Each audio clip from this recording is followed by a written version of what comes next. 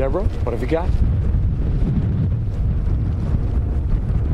No, Patrick, we were locked inside for about 7.5 hours as a safety precaution, and we were allowed to come back outside within the last 2 hours. And during that time, we've seen the conditions definitely pick up. There was actually a lull when we were inside for about an hour and a half, close to 2 hours, where there was no rain, no wind. If you looked outside, it would look like a typical night. You would probably, if you didn't know that we were in a hurricane, you would not know that the hurricane was around us. We are in the midst of one.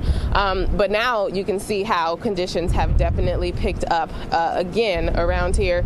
It's nowhere near what we're going to see because obviously Irma is out of our area, but we are still experiencing tropical storm type of conditions. As Trevor said, we're seeing gusts of wind come in and out, and the bands of rain where it's kind of like how it is now, and then it'll pick up again. I was in the car in between shots. I try to stay warm. I was in the car and it was swaying back and forth. I didn't get too nervous because I know the worst of it is gone.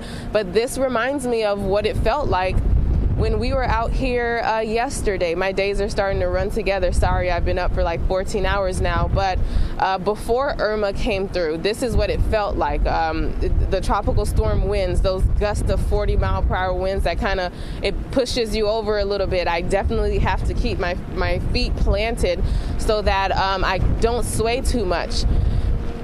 You'll probably notice it as I'm speaking to you, how it comes in waves.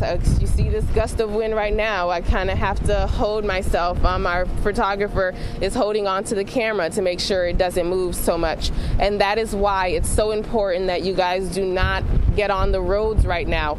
Conditions are not safe. We're not in the clear just yet. Irma is still in our midst. As you see now, as the wind and the rain is picking up now, you don't want to be on the roads. In fact, we almost made the mistake of trying to go out on the roads right now. Thank God, I'm happy that we did not and we chose to stay put. In fact, if we did go out, we would have been breaking a curfew, and that's the reason why we didn't leave. I do want to remind you guys again, the curfew is in place until 7 a.m. and if you're caught on the roads, it's a misdemeanor. So you don't want to deal with that. You don't want to have to deal with that headache. Just stay home. You have plenty of time to survey the damage that may have been done to your home. It's not worth it right now. Your homes can be rebuilt. You can't rebuild your lives. So just stay indoors. If you need to be out on the roads, there's no need. There's no business. There are no businesses that are open right now. Conditions on the roads, we don't know what they are. In fact, emergency personnel aren't even going outside because they're concerned about how dangerous it could be on the roads. And these are trained professionals. So if they're not willing to risk their lives on the roads out to right now, you should not be going outside right now. You should not be leaving your house right now because we still have that concern of storm surge that we're expecting to see in the coming hours, in the early morning hours of Monday. We got a briefing around 8 o'clock where emergency officials told us that we're going to see high tide around 6 a.m. and it's after that the storm surge will start to come in inland. I'm concerned. I've been thinking about this guy ever since I spoke to him yesterday. It's a man who rode out the storm on his boat in the city of Fort Myers Yacht Basin. I've not stopped thinking about him because of the storm surge. And when I spoke to him about that concern, he didn't seem bothered by it because he believed that his boat could float over a storm surge. The fact is that when that water comes in, it rushes in so quickly, it's the force of it alone is deadly. And that's why they're saying, we're not completely in the clear just yet. Irma is north of us, but we are still feeling the impacts of this storm because of just how massive this system is.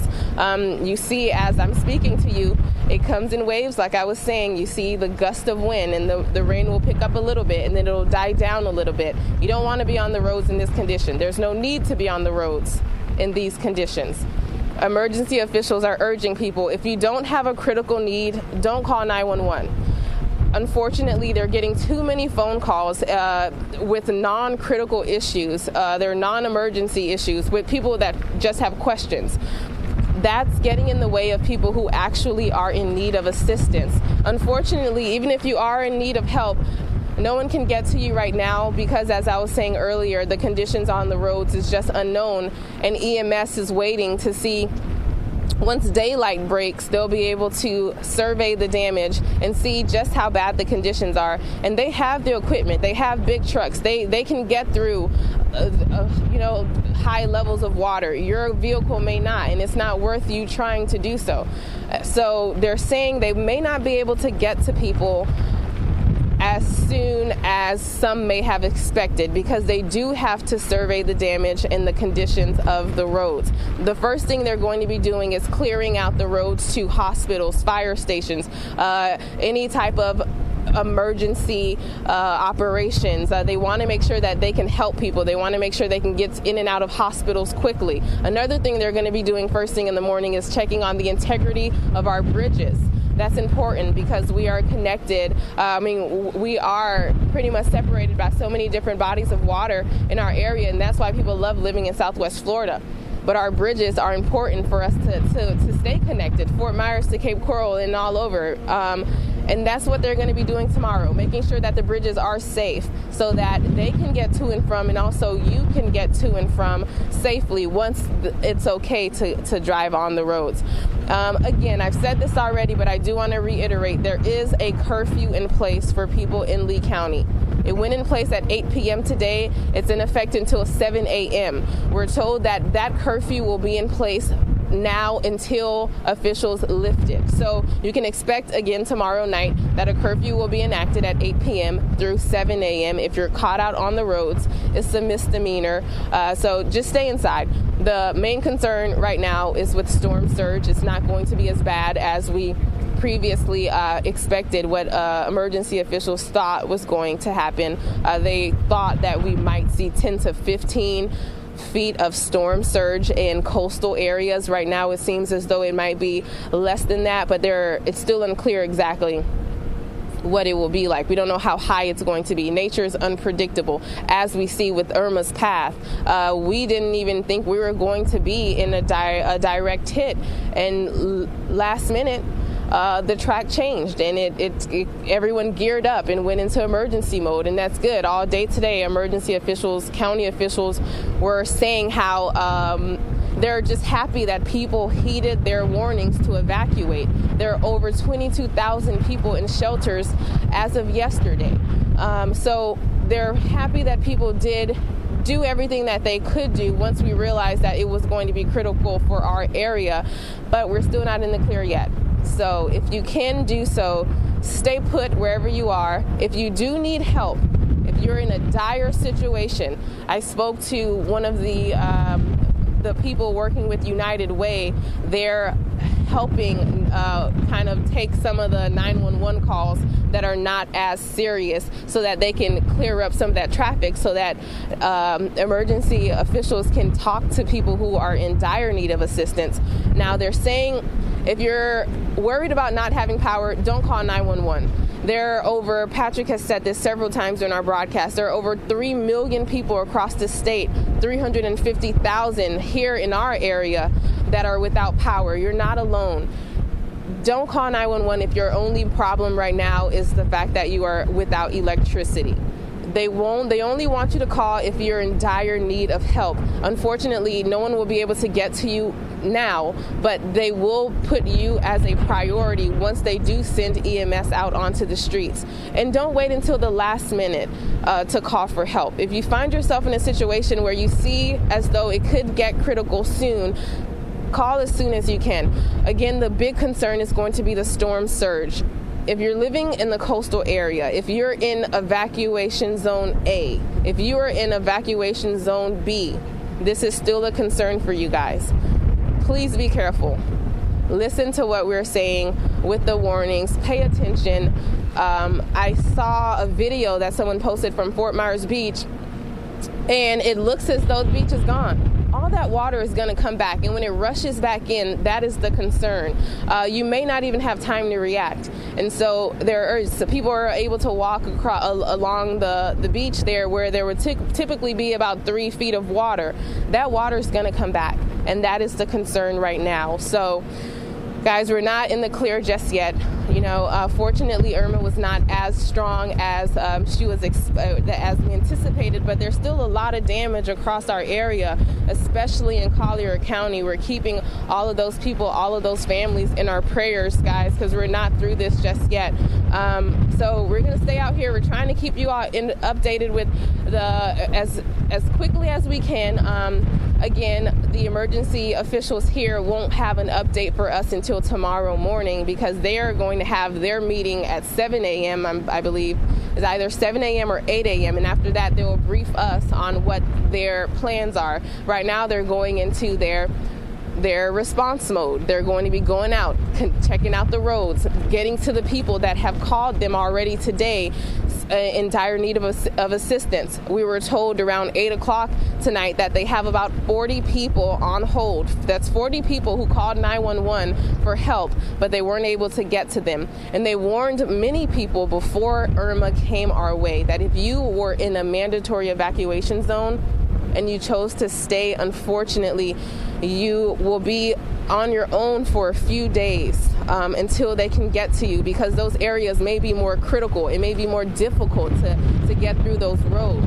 And so that's why it was so important for people in low-lying areas. If you're in a flood zone, if you're living in one of the barrier islands, it was important for you to evacuate.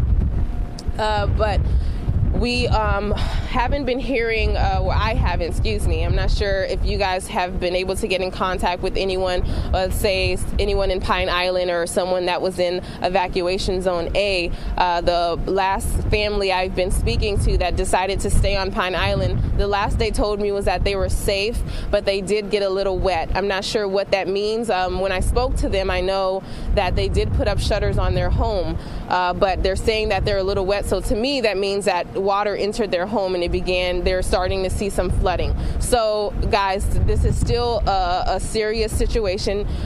We're still in a hurricane. So we have to still keep that mindset. Stay in emergency mode. You see that gust of wind, I have to keep my feet planted. And that's why it's not safe to be on the roads right now. Even if you're in an area where there seems to be calm, where it's not raining, you don't want to go outside, because that was the case here just 2 hours ago. It was clear.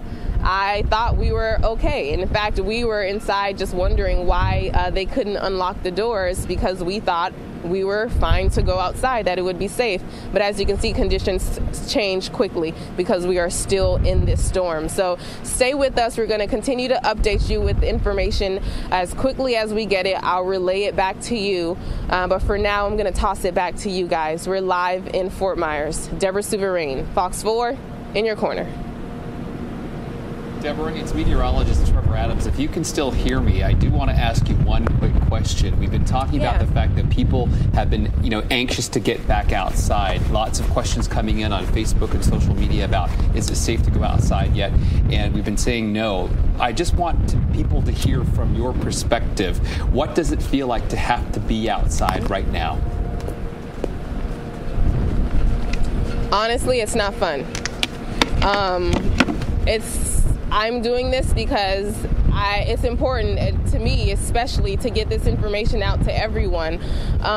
Just yesterday, when I saw people getting turned away from the shelter, it hurt. It's because you see families. I saw people with their dogs, and they're being turned away because the shelters were full. So it's not something that you want to be in.